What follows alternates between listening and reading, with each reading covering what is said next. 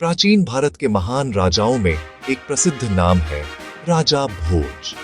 जब राजा भोज बहुत छोटे थे तभी उनके पिता का देहांत हो गया।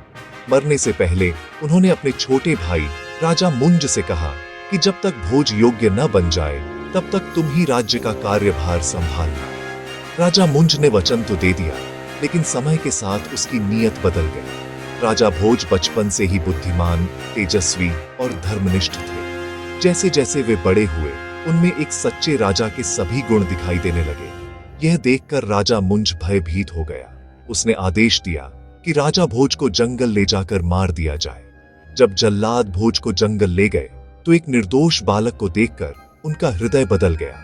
उन्होंने भोज को छोड़ दिया और उसे भाग जाने को कहा।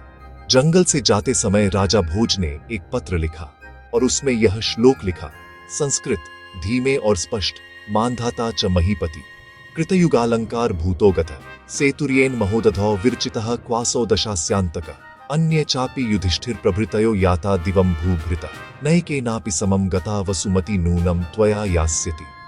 इस श्लोक का अर्थ था, जब मानधाता जैसे महान राजा, राम जैसे वीर और युधिष्ठिर जैसे धर्मात्मा भी इस पृथ्वी को छोड़कर चले गए तो यह राज्य और सत्ता किसी के साथ नहीं जाती।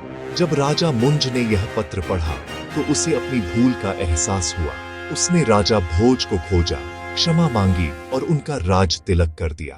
यह कहानी हमें सिखाती है, अहंकार नश्वर है, लेकिन धर्म और क्षमा सदा अमर रहते हैं।